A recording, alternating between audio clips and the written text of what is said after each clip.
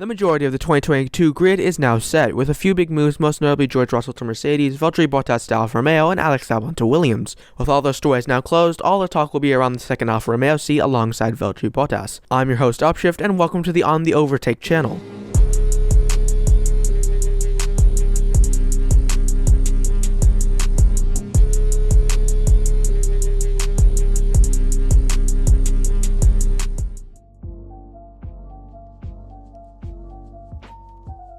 Let's start with the man who is in the seat currently.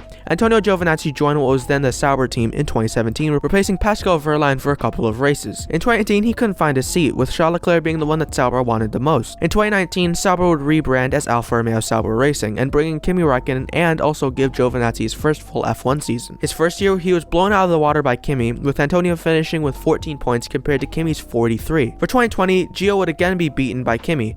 While Kimi only beat him by 4 points, people were still disappointed with Gio because of the amount of Ferrari Jr. talent coming through the ranks. This year, he is once again behind Kimi, and yes, while he is only a few points back, Kimi is way out of his prime and is a 41-year-old and beating a 27-year-old. Giovinazzi's struggles have really been down to his race pace, while his quali pace has been very decent throughout the whole year, with great performances like in Zandvoort and in Monza, but I'll get back to those later. He consistently loses a couple places at the start, while Kimi is the exact opposite. Like I just said, Gio's quali pace has been better than Kimi's, and in Monza and Zandvoort he had very impressive results. But this spike was just after it was rumored that his seat was under some serious pressure, and it could possibly just be an attempt to impress Alfa and try to keep his seat, and it is very much his seat to lose. The question around Antonio is, why couldn't he perform like he has been in the recent rounds the whole season? With his recent performances, it kind of makes the rest of the season look as if he didn't even try, and that is not what a team wants to see when you're vying for a Formula 1 seat.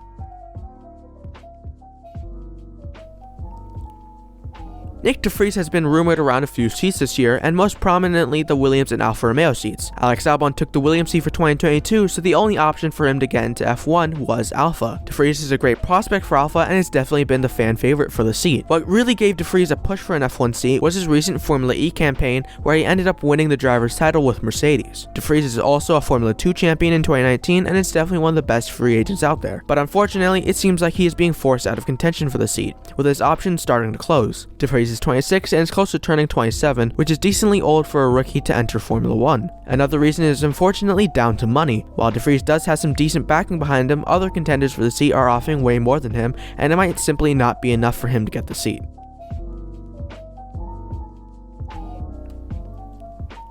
Guan Yu Zhou is becoming more and more likely to be the man for the seat. Unlike de Vries, he's bringing a massive amount of cash behind him, rumored to be around about $30 million US. That money could be very useful for a team like Alfa, who aren't in the best of financial situations and would greatly benefit from an injection of cash to help them develop the car. Zhou is also challenging for the Formula 2 title with UNI Virtuosi and is sitting in P2 in the championship with 36 points behind Oscar Piastri. Zhou has proven that he is a talented driver, and if he gets a seat, he would become Formula 1's first ever Chinese driver. But the reason a lot of people don't want him in the seat is because while he is in an impressive position in the championship, he is sitting behind Piastri, who is a rookie and has seemed to have full control of the championship so far. But the championship is still open, and mathematically Zhou could still win, and if he were to win, it might justify him getting the seat just a little bit more for him.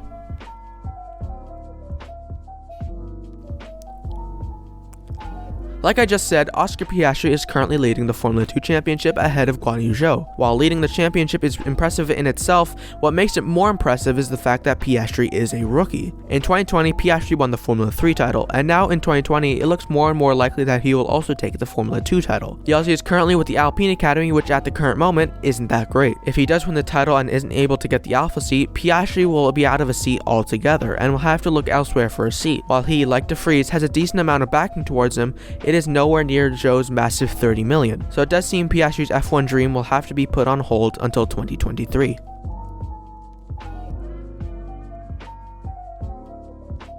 The last candidate is Théo Pourchaire. What gives Pourchaire a shot at the seat is two reasons. One, he is within a shot of the F2 title, and two, he is a Sauber junior and even recently tested the Alfa car in Catalonia. But what seemingly pushes Pourchaire out of this seat is the simple fact that he is too young for Formula 1. He is still 17 and still has a lot of development to do before he gets into Formula 1. But I do think he will become a contender for the seat in a few years' time with the amount of talent Pourchaire has. Even at 17, people regard Théo as a future world champion. I think Sauber wants him to remain in Formula 2 for the next few years to develop and get more experience under his belt before they bring him into Formula 1. Who do you guys think will get the seat? Leave a comment down below and make sure to subscribe to the channel if you haven't already, and subscribe to me, Upshift. I'll see you in the next upload. Bye bye.